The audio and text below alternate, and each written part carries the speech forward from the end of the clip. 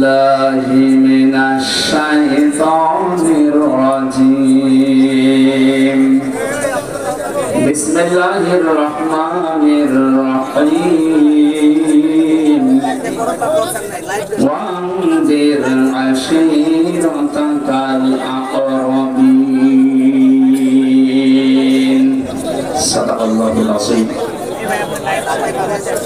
عن أنس رضي الله تعالى عنه قال قال النبي صلى الله عليه وسلم القديس من دان نفسه وعمل لما بعد الموت والعاجز من أتبع نفسه هواها فتمنى على الله رواه الترمذي وما زادهم إلا إيمانا وتسليما اللهم صل على محمد وآله وصحبه وبارك وسلم. আল্লাহ দরবারে নতশিরে শুকরিয়া জানাচ্ছি যিনি আমাদেরকে মানুষ বানিয়েছেন। খালাকাল ইনসান আল্লামাহুল বায়ান। এই ছেলে কে ইয়ার কি করছে?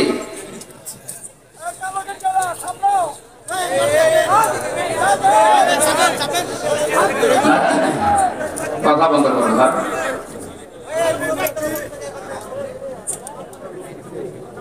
আল্লাহ পাক বলেন মানুষ আমি বানিয়েছি আর এদেরকে কথা বলা শিখিয়েছি আমি। বিজ্ঞান প্রমাণ করছে মানুষের এই কণ্ঠনালী থেকে কথা বের হতে 27টা স্তর পার করা লাগে, এরপর একটা কথা তৈরি হয়। আর কোরআন আর হাদিস বলে প্রত্যেকটি স্তরে প্রত্যেকটি এই যে জায়গাগুলো আল্লাহর একজন ফেরেশতা দায়িত্ব পালন করছে। এর কাছে ও ওর কাছে ও এভাবে এই জায়গাগুলো পান করার পরে সর্বশেষ আমাদের এই মুখের রক্ত দিয়ে কথাটা বের হয়। এটা যিনি দিয়েছেন তিনি আমাদের মালিক, তিনি আমাদের রব। অথচ এই বাক শক্তিটা এই 15.5 বছরে আল্লাহর অনেক বান্দা রুদ্ধ করে রেখেছেন। যারা রেখেছিল আল্লাহ তাদেরও জবান এখন রুদ্ধ করে দিয়েছেন। দেখেন তো এই দেশে এখন কেউ পরিচয় দিতে পারে যে আমি এই করি না? ওর আমার মনে হয় পিটিয়ে মেরে ফেলবে। এটা করেছে এই কারণে যে আপনি আল্লাহর বিধানে হাত দিয়েছেন। আল্লাহ বলেন আমি মানুষ বানালাম, তারে কথা বলা শিখালাম আমি, আর আপনি তার কথা বলা বন্ধ করে দিলেন। আল্লাহ তাআলার ইনসানে হাইনুম মিনাদ দাহরি লাম ইয়াকুন শাইআন মাযকুরা। দেখে দেখে এমন সময় তোর জীবনে ছিল যখন উল্লেখ করবো এমন কিছু ছিল না, সেখান থেকে আমি আমাদের তোকে হামজা বানালাম। নেই থেকে শুরু করে একটা অস্তিত্বে নিয়ে আসলাম, এখানে কারো ভূমিকা নেই। মা বাবার ভূমিকা কি? তারা বিছানায় ছিল, কথা বলো, তারা বিছানায় ছিল এতটুকু, বাকি যা করা কে করেছে বলেন তো? ওনার বড় নিয়ামত 5টা মানুষের জন্য: শ্রবণ শক্তি, দর্শন শক্তি, বাক শক্তি, আঁকের শক্তি আর জ্ঞান শক্তি। এর ভেতরে এই যে বাক শক্তি যেটা দিয়ে আমরা কথা বলছি, এটা যারা বন্ধ করে দিয়েছিলেন এতদিন, যাদের মাধ্যমে আল্লাহ এটা আবার আমাদেরকে উন্মুক্ত ভাবে কথা বলার পরিবেশ তৈরি করে দিলেন, যে মানুষগুলো জীবন দিলেন, প্রায় 1570 জন মানুষ জীবন দিয়েছে এই জুলাই আগস্টে এই বিপ্লবে। 2780 জন এখনো হাসপাতালে বেড়ে কাতরাচ্ছে। এই গণহত্যার সাথে যারা জড়িত এই মানুষগুলো এখনো মাঝে মাঝে দেখি এদের মাথা খারাপ হওয়ার কারণে উল্টা পাল্টা বকতেছে।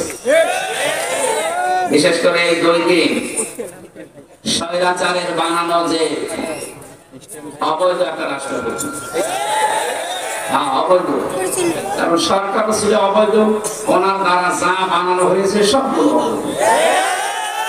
এর যোগ্য মিয়া। উনি 5 তারিখে আগস্টে নিজে ঘোষণা দিলে যে আমার কাছে পদত্যাগ পত্র জমা দিয়ে গেছে, আমি গ্রহণ করেছি।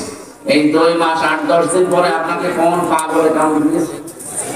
হঠাৎ করে আপনি পাল্টিয়ে গেলেন, পাগলা কোথায় কামড় দিয়েছে? একজনের দৌড় হারিয়েছিল, লোকটা উর্ধ্বশ্বাসে দৌড়াচ্ছে, রাস্তায় ওর ছেলের সাথে দেখা। ছেলে ডাক দিয়ে বসে, আব্বা তুমি এত জোরে কোথায় যাও?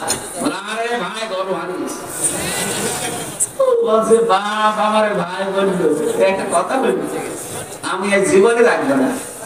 বাড়িতে যে বলছে মা আমি মারা যাবো, মার গেল মা যে আব্বা আমার ভাই দিস একটা কথা বলছে। মুসলমান ভাই ভাই ঠিক আছে, বাপ আমার ভাই ডাকবে, আমি এদেশে আর থাকবো না, আমি মারা যাবো, আপনি আমার অনুমতি দিন। দাঁড়া আগে ও বেটা আসো।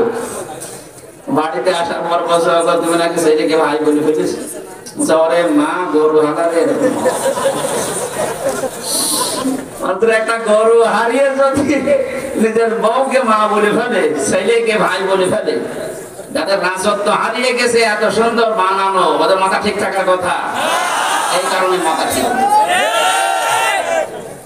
আল্লাহ রাব্বুল আলামিন ১৫০০ বছর আগে, আমার তো কোরআনে সূরা আনআমের ৪৪ নম্বর আয়াত পড়ার পরে মনে হয় যে এদের জন্যই মনে হয় আল্লাহ এই আয়াতটা বানিয়েছিল। একটু বাংলাটা শুনেন, দেখেন কেমন মিলে যায়, খাপের খাপ মুনতাজের বাপ। আল্লাহ পাক বলেন ফালাম্মা নাসুমা যুকিরু বিহি ফাতাহনা আলাইহিম আবওয়াবা কুল্লা শাই। যখন এই মানুষগুলো আমি আল্লাহর নিয়ম নীতি ভুলে গেল, আমার বিধানের কথা যখন তাদের আর মনে নেই, ফাতাহনা আমি নিজে তখন খুলে দিলাম, আলাইহিম তাদের উপরে, আবওয়াবা কুল্লা শাই, বাবের বহুবচন আবওয়াব, যত শান্তির দরজা আছে, যত প্রভাব প্রতিপত্তি ক্ষমতা টাকা পয়সা এগুলোর দরজা আমি সব খুলে দিলাম। আমি দেখতে পেয়েছি আয়াতটার সাথে ২৪ সালের ৫ আগস্টের কোন মিল আছে, নয়তো ২০০৬ সালে এই অক্টোবর মাসের ২৮ তারিখে লগি বৈঠা দিয়ে মানুষকে যেভাবে পিটিয়ে মারার পরে ড্যান্স দিয়েছে লাশের উপরে, এটা পৃথিবী দেখার পরে হতভম্ব হয়ে গেছে যে মানুষ।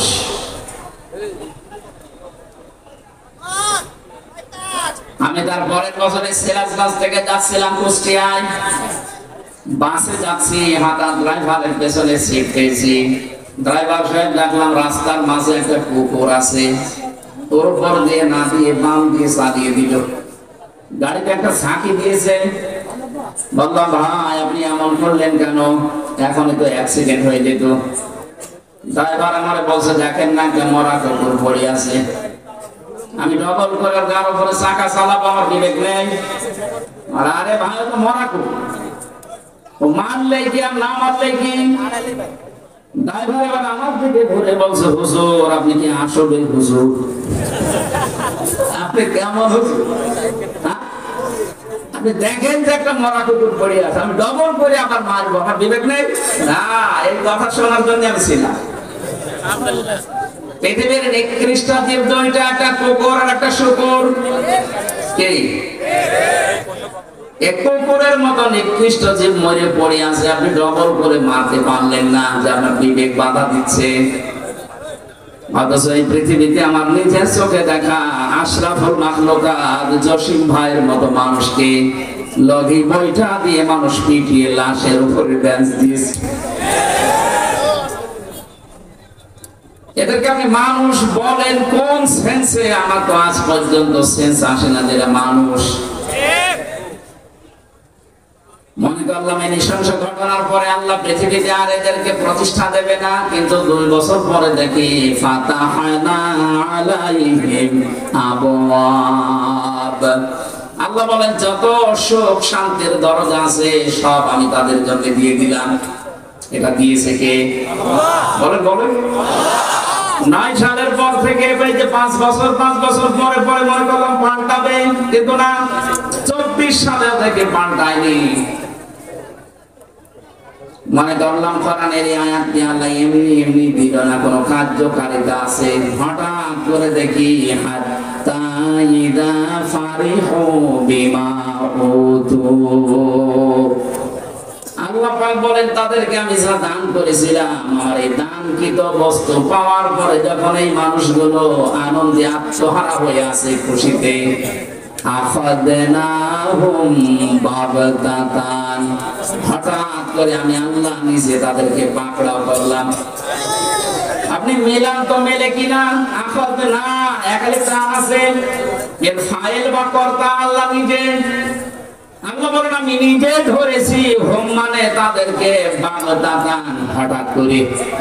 এমন হঠাৎ করে ধরলেন যে খাবার খাবে সে সময় হয়নি। আল্লাহ পর্যন্ত শেষ করেননি। ফাইদা হুম মুবলিসুন, যখনই ধরেছি হঠাৎ করে দেখলাম ওরা সব হতাশ হয়ে গেল। ওই মানুষগুলোর চেহারার ভেতরে সব হতাশা, সব নিরাশা। চেহারার ভেতরে তাকালেই মনে হচ্ছে যে না, এদের আর দুনিয়া আখিরাত বলে কিচ্ছু নেই, সব হারিয়ে ফেলেছে। আমার তো 5 তারিখের পর থেকে পর্যন্ত সেটাকে দেখছি, দেখি চেহারা দেখে এই আয়াতের সাথে দিকে যাচ্ছে। আপনি দেখেন না এদের যখন আদালতে তোলে হাওয়া করে কাঁদতেছে। আজকে মানবতার মিথ্যা ফেরিওয়ালা একজন এই দালাল কোর্টে যাওয়ার পরে হাওয়া করে কাঁদছে আর বলছে আমি সরি। কিসের সরি? আলেমদের তালিকা করেছিল এই দেশে 116 জন আলেমকে তালিকা করেছিল, যারা যারা তার ভেতরে এই দালাল একজন। আর এখন তুমি হাওয়া করে কাঁদো, তোমার তালিকা এদেশের মানুষ করেনি, তালিকা করেছে স্বয়ং আল্লাহ। এর ভেতরে ওই লোকটা আছে। যতগুলো মানুষ আমি দেখতে পাচ্ছি যে দরবেশ দাড়ি কেটে নম হয়ে গেছে, সেদিন আমার মামলার হাজিরা দেওয়ার জন্য গিয়েছিলাম, যে দেখি ওই যে হাসি ছেলে শিশুর মতো কাঁদতেছে। এজলাসে উঠে কথা বলতে পারে না, ভালো নৌকা বলতে গিয়ে ভৌকা বলে পারে।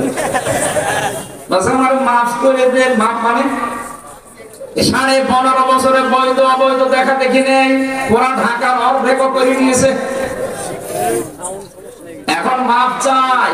আল্লাহ বলেন ওরা মুবলিসুন, হতাশ হয়ে পড়েছে। এত অপমান আমি আল্লাহ ওদের উপরে দিয়েছি। ওয়ালাহুম আযাবুম মুহিন, নিকৃষ্ট শাস্তি আমি আল্লাহ ওদের উপরে চাপিয়ে দিয়েছি, অপমানজনক শাস্তি। দেখেন না কালামানিকে বিষ মুড়ে গেছে। পৃথিবীর ইতিহাসে এর মতো অপমান কেউ হয়েছে বলে আমার মনে হয় না। আপনি দেখেন কত বড় অপমান, একটা সুপ্রিম কোর্টের সাবেক বিচারপতি এই লোকটা, অথচ কলার মাথায় আল্লাহ শুয়েছে। কথা বলেন না কেন? সংস্কার যখন আরম্ভ হয়েছে, যারা জীবন দিল তাদের এই রক্তের দাম দিতে হলে একটাও রাখা যাবে না। সংস্কার যদি করতে চান, এই চুপ্প মিয়া থেকে শুরু করে যা আছে সব সংস্কার করেন। একটাও দরকার নেই, কারণ যেগুলো জালেম এবং জালেমদের বশর, এরা আমরা মামলা না দিলে ওরা আল্লাহর মামলার আসামি। আমি তাফসীর মাহফিলে কথাগুলো বলতাম না, আমি স্মরণ করাম এই কারণে, কারণ কোরআনের আয়াতের সামনে নিয়ে দেখলাম এগুলো মিলে যাচ্ছে। এরপরেও যদি কারো শয়তানি বন্ধ না হয়, জনগণ কিন্তু শয়তানি বন্ধ করাবে। আমার কথা ছিল কি, যিনি আমাদেরকে বানিয়েছেন, তিনি আমাদের এই বাক শক্তি দিয়েছেন, কথা বলার যোগ্যতা দিয়েছেন। কথা যারা বলতে পারেন তার শুকরিয়া আদায় করেন, বলেন আলহামদুলিল্লাহ। এই ময়দানে যারা কোরআন শোনার জন্য এসেছেন, আল্লাহ পাক বলেন ওয়ানজির বিহিল্লাযীনা ইয়াখাফুনা ইউহশারু ইলা রাব্বিহিম লাইসা লাহুম মিন দুনিহি ওয়ালিয়্যুন ওয়ালা শাফীউন লাআল্লাহুম ইয়াত্তাকুন। সূরা আনামের 51 নম্বর আয়াতে আছে, রব্বুল আলামিন বলেন, হে নবী, আপনি এই কোরআন দিয়ে ওই মানুষগুলোকে ভয় দেখান, সতর্ক করেন যাদের ভেতরে এই ভয় আছে যে আল্লাহর কাছে একদিন দাঁড়ানো লাগবে। এই চিন্তা আমাদের আছে না নেই? যা করি না কেন একদিন কিন্তু ঠিক দাঁড়ানো লাগবে। মা তাসালু কদামা বানি আদম আবদি ইয়াউমাল কিয়ামাতি হাত্তা ইসালান খামসিন আন উমরিহি ফিমা আফনা। ওয়া আমালিহি ফিমা আবলা ইলা আখিরিল হাদিস রাহু ইবনে মাজাহ। বিশ্বনবী বলেন কিয়ামতের প্রতিটি মানুষকে আল্লাহ নিজের সামনে স্রেফ একা একা দাঁড় করাবে। সুবহানাল্লাহ। রাজশাহীবাসী আজকের আলোচনা মনে করবেন আমার জন্য। আল্লাহ নিজে বলেন আমি তোকে আমার সামনে স্রেফ একা দাঁড় করাবো, কেউ থাকবে না প্রথমে। وَكُلُّهُمْ آتِيهِ يَوْمَ الْقِيَامَةِ فَرْدًا। সূরা মারইয়ামের 95 নম্বর আয়াতে আছে কিয়ামতে প্রতিটি মানুষ আল্লাহর সামনে দাঁড়াবে। কয়জন করে বলেন বলেন? স্রেফ একা, কেউ থাকবে আপনার সাথে। আপনি নিজে নিজে ভাবেন তো আপনি দাঁড়িয়ে আছেন মহান আল্লাহর সামনে স্রেফ একা।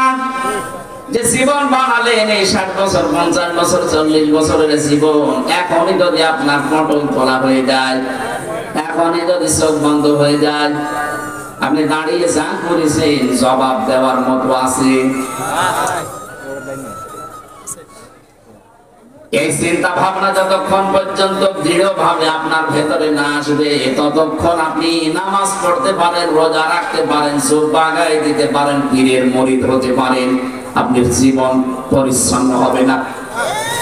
এইটা দরকার আগে যে আমার কিন্তু দাঁড়ানো লাগবে। আইয়ুহশারু ইলা রাব্বিহিম, আল্লাহ বলেন যারা তাদের রবের সামনে দাঁড়ানো হাজির হওয়াকে ভয় করে, আপনি তাদেরকে কোরআন দিয়ে ভয় দেখালে তাদের কাজ হবে। আমাদের বিশ্বাস আছে না নেই? বলেন। যাদের ছিল তাদের দিকে তাকান। ওই মানুষগুলো এইটার কারণে তারা পৃথিবীর শ্রেষ্ঠ মানুষ বলে পরিগণিত হয়েছে, দুনিয়ার জান্নাতের সুসংবাদ পর্যন্ত পেয়েছে। আমি যতগুলো মানুষের জীবনী পড়েছি তার ভেতরে হযরত ওমর একজন, জিন্দা অবস্থায় তিনি জান্নাতের গ্যারান্টি হাতে পেয়েছেন। এমনি এমনি পাননি, পেয়েছে। তাকান, ছেলেটা ভর্তি করলেন মাদ্রাসায়। হযরতে আলী ওই সময় দেশের প্রধান বিচারপতি, তিনিও তার ছেলেকে মাদ্রাসায় দিয়েছেন।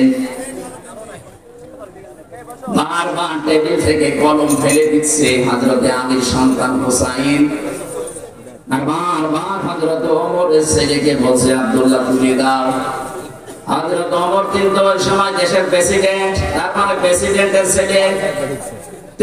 তিনবার কলম ফেলে দেওয়ার পরে উনি বলেই ফেললেন, বারবার কলম ফেলে দেওয়ার পরে বলতে বলো আমি কি চাকর তোমার? তোমার খাদেম নাকি আমি? হযরত হুসাইন তিনিও রাগ করে বললেন, তুমি তো শুধু খাদেম না, তুমি খাদেমের বাচ্চা। উনি রেগে গেছেন। বাড়িতে যে ডাক দিয়ে বলে, আব্বা আমি আর মাদ্রাসায় যাব না। কেন, কি হয়েছে? হুসাইন আমাকে গালি দিয়েছে, তোমাকেও।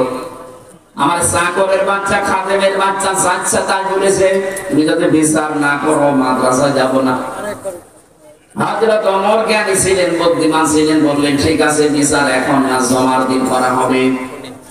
জমার দিন তিনি সবাইকে নিয়ে যখন খুতবা দিচ্ছিলেন, হঠাৎ করে আলোচনা বন্ধ করে বললেন, কই হুসাইন, এই তো সামনে আসো।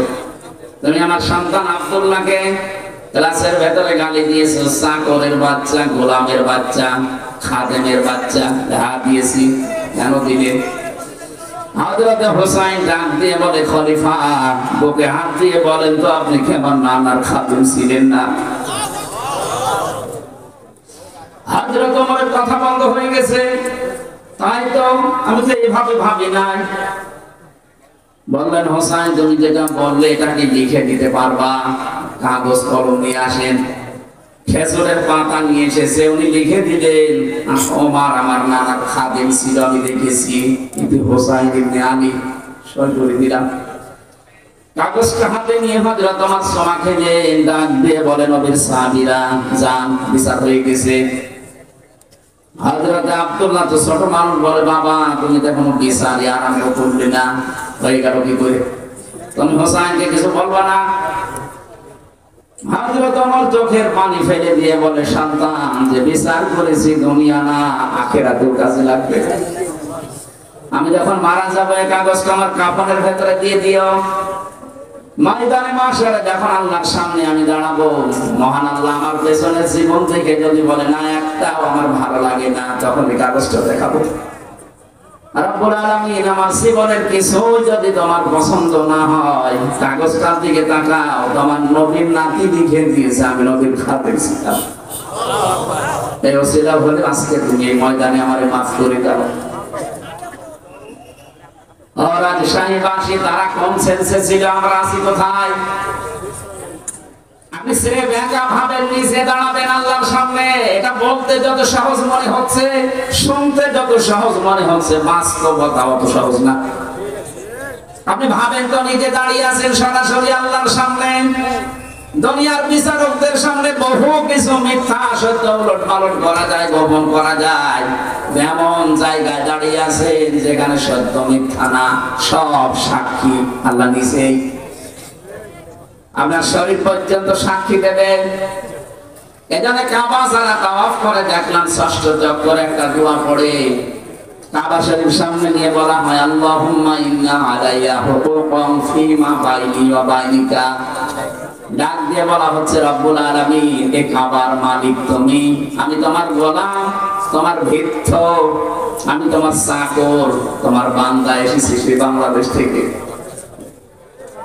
আমি বান্দা হিসাবে তুমি তো বহু কিছু আমাকে দিলে, কিন্তু তুমি যে আমার মালিক সেই হিসাবে জীবন আমি কিছুই তোমাকে দিতে পারিনি। আমার দেওয়ার মতো দেখানোর মতো আজকে আমার হাতে কিচ্ছু নেই, তবে একটা জিনিস আমার হাতে আছে, তুমি আমার মাফ করে দাও। কোন জায়গায় দাঁড়িয়ে বলছে যে কথা আপনি টের পাচ্ছেন? কাবার সামনে নিয়ে আল্লাহর ঘরকে। 16 সালে হজে যাওয়ার পরে এইটা আমি শিক্ষা ওই দিন থেকে নিয়েছি। মাঝে মাঝে যখন একা একা থাকি ভাবি, আল্লাহ এখন যদি মারা যায়, তুমি যদি বলো হামজা তোরে 2024 সালের অক্টোবরের 1 তারিখ পর্যন্ত মাফ করে দিলাম, যা তোর এই বিয়ার 32 বছরের হিসাব দেওয়া লাগবে না, যা মাফ করে দিলাম। শুধু 2 থেকে এই 22 এই 21টা দিনের হিসাব দিয়ে বাড়ি চলে যা। আমার বানানো জান্নাত আছে, তুই ওখানে চলে যা, শুধু 21 দিনের হিসাব দে। আমার যা জীবন, আমার 21 দিনের হিসাব দেওয়া অসম্ভব না। আপনারা পারবেন না? বিশ্বনবীর মতো মানুষ প্রতিদিন কমপক্ষে 100 বার করে এটা বলতেন, আল্লাহুম্মা, হে আল্লাহ, তোমার কাছে আমি সবচেয়ে বেশি চাই এটা যে তুমি চাই করো আমার হিসাবটা সহজ করে দিও। কিয়ামতের ময়দানে আল্লাহ যখন বিচার ব্যবস্থা বসাবেন, হিসাব এই শব্দটা শুনতে যত সহজ মনে হয়, বিষয়টা অত সহজ না। আল্লাহর বিচারে কিন্তু অবিচার বলে কিছু নেই। আল্লাহর বিচার অবিচার আছে? আল্লাহর বিচারে যদি কেউ ন্যায় বিচার মনে করে যে আল্লাহ ন্যায় বিচার করো, আপনি আসবেন না। ন্যায় বিচার করলে পৃথিবীর কেউ জান্নাত পাবে না। প্রশ্ন আসতে পারে, ন্যায় বিচার করলে যদি জান্নাত না পায়, জান্নাত পাবো কি করে? একটা কায়দা আছে, আল্লাহ যদি মাফ করে দেয়। কথা বুঝতেছে? তাছাড়া নিজের যত ইবাদত বন্দেগী বলেন না কেন, এইটার উপরে নির্ভর করে জান্নাত আপনি হিসাবে দিতে পারবেন না। আল্লাহর এক বান্দা 1000 বছর ইবাদত বন্দেগী করার পরে বনি ইসরাইলের লোক এটা মনে মনে ভেবেছিল যে আমি যা করেছি আমি জান্নাত না যেতে পারবো না। কিয়ামতে আল্লাহ বিচার ব্যবস্থা তৈরি করেছেন, ঘুমের ভেতরে তার স্বপ্নে দেখাচ্ছেন যেন বিচার কায়েম হয়ে গেছে। আল্লাহ তারে ডাক দিয়েছে সামনে, ডাক দিয়ে বলে, বান্দা তোর জীবনের উপর আমি খুশি, মাফ করে দিলাম, জান্নাতে চলে যা। লোকটার মনের ভেতরে একটু অহংকার, না এত কিছু করলাম 1000 বছর, দিনের বেলা আমি রোজা রাখতাম আর জিহাদের ময়দানে কাটাতাম, আর রাতের বেলা তাহাজ্জুদের পার্টিতে কাটিয়েছি, আর আল্লাহ আমারে কিছু না বলে বলল মাফ করে দিলাম, জান্নাতে চলে যা। একটা কথা বলল, যত ধন্যবাদ দেবে না। আল্লাহ পাকের মনের অবস্থা বুঝতে পেরে ফেরেশতাকে বলে, জাহান্নামে যেখানে গরম উঠতে থাকে, হিট, ওই জায়গার পাশ ধরে ঘুরিয়ে নিয়ে আয়। পাশ দিয়ে ঘোরাচ্ছে, হঠাৎ করে পিপাসা, ছাতি ফেটে যাচ্ছে, কলিজা। ডাক দিয়ে বলে, ভাই ফেরেশতারা আমার একটু পানির ব্যবস্থা করেন, আমি আর বাঁচতে পারি না। দুনিয়া না, এটা মাংনা পানি পাওয়া যাবে না, ফ্রি পানি পাওয়া যাবে না। পানি পেতে চাইলে আমাদের কিছু দেওয়া লাগবে, এটা আমার কিছু নেই। 1000 বছর ইবাদত বন্দেগী করলে 500 বছরের ইবাদত আমাদের দিয়ে দাও। সেই কাছে দিলাম, আমাকে পানি দেন। পানি খাবারের পরে মানুষের প্রসাবের প্রয়োজন দেখা যায়। প্রসাব যখন লেগেছে বলে আমি প্রসাব ফেরবো, আমার জায়গা ঠিক করে দেন। এখানে এরকম কোন জায়গা নেই, ব্যবস্থা করতে পারি। ওই বাকি 500 বছরের ইবাদতের সওয়াব দেওয়া লাগবে, আমার জীবন বাঁচে না। মানুষের যখন হুঁশ হারা হয়ে যায়, তখন দিক দাঁড়া ঠিক থাকে না। তাড়াতাড়ি বলছে নেন, আমার আগে ব্যবস্থা করে দিন। প্রসাব করার পরে আল্লাহ ডাক দিয়েছেন, বান্দা 1 গ্লাস পানি ভেতরে ঢোকালেন আর 1 গ্লাস বের করে ফেলে দিলে। এইটার জন্য জীবনের সব কিছু তুমি দিয়ে দিলে। প্রতিদিন 1000 বছরে কিছু না করলো 1 গ্লাস পানি খেয়েছো। প্রতি গ্লাসের জন্য এরকম 500 বছরের ইবাদত দেওয়া লাগবে, তারপরে জান্নাত যাবে। এখানে বিষয়টা অনেক জটিল এবং কঠিন। খলিফাতুল মুসলিমিন হযরত ওমরের মতো মানুষ এই শব্দটাকে সামনে নিয়ে যদি এই চিন্তা ভাবনা থাকে, আমাদেরও কোনো চিন্তা আসার দরকার আছে না নেই? এজন্য কিয়ামতে আল্লাহ কাউকে দল সহ ডাকবেন না, প্রথমে ডাকবেন স্রেফ কয়জন করে? একা। বলেন বলেন। এই আয়াত থেকে প্রমাণ পাওয়া যায় বাংলাদেশ, ভারত, পাকিস্তানে এই 3টা বিষয় বেশি। যারা বলে যে কিয়ামতে আমার বাবা জান, আমার দাদা জান লক্ষ লক্ষ মরিদ নিয়ে উঠবে, এটা মিথ্যা কথা, যা আয়াতের সাথে মিলে না। আপনি যদি প্রমাণ করতে পারেন কিয়ামতে এক একজন পীর লক্ষ লক্ষ মুরিদ নিয়ে মিছিল করতে করতে উঠবে, তাহলে আয়াত কেটে বাদ দিয়ে দেন। সূরা মারিয়াম 16 নম্বর পারা 10 নম্বর পৃষ্ঠা 15 নম্বর লাইনের শেষ নাম্বার রুকুর 95 নম্বর আয়াত। যত তাফসীর আমি পড়েছি বাংলাদেশে, সব মুফাসসির এক কথা বলেছে যে কিয়ামতে আপনাকে আল্লাহর সামনে দাঁড় করাবে আল্লাহ কয়জন করে। এটা বিচারের প্রথম স্টেপ। এরপরে বিচারের দ্বিতীয় ভাগ। আল্লাহ বলেন এবার আর করে একা ডাক দেব না। ইয়াউমা নাদউ কুল্লা উনাসিন বিইমামিহিম। সূরা বানী ইসরাঈল 71 নম্বর আয়াতের প্রথম অংশে আছে, 15 নম্বর পারা 8 নম্বর পৃষ্ঠা 3 নম্বর লাইনে আছে। এটা তাফসীর আল কোরআন পাবেন তাফসীরে। আল্লাহ পাক বলেন কিয়ামতে প্রতিটি মানুষকে এবার দ্বিতীয় স্টেজে একা ডাক দেওয়া হবে না। প্রতিটি মানুষকে আল্লাহ তার বিচারের ফয়সালার জন্য ডাকবেন তার নেতার সাথে। কার সাথে? এই শব্দটা শুনে কি রাজনীতি মনে হচ্ছে? নেতা এই শব্দটা শুধু দুনিয়ার সাথে জড়িত না, এটা আখিরাতের সাথে জড়িত। সত্যি কথা বলছে, যদি দুনিয়ায় যদি এটা শেষ হয়ে যেত, কসমে আয়াত আমি পড়তাম না। এটা যেহেতু আখিরাতের সাথে রিলেটেড, সম্পর্কিত, এই জন্য আপনাকে আমি বাঁচাতে চাই। যাদের নেতা ঠিক নেই, আশা করছি আপনি ঠিক করবেন। নেতা ওইগুলো নয়, সেই মানুষগুলো দুনিয়ার ময়দানে ইসরাফ করে, যে মানুষগুলো দুনিয়াতে বিনা কারণে অপচয় করে, অপব্যয় করে আর ফাসাদ সৃষ্টি করে, শান্তি প্রতিষ্ঠার জন্য কাজ করে না। এটা আমি মানালাম। হ্যাঁ, আমি কথা বুঝতেছি। সূরা শুআরায় আছে 19 নম্বর পারা 12 নম্বর পৃষ্ঠা 5 নম্বর লাইনের 151 152 নম্বর আয়াত। এটাও তাফসীরে ইবনে কাসিরে আছে। ওয়ালা তুতিউ আমরাল মুসরিফিন আল্লাযীনা ইউফসিদুনা ফিল আরদি ওয়ালা ইউসলিহুন। বলেন আল্লাহু আকবার।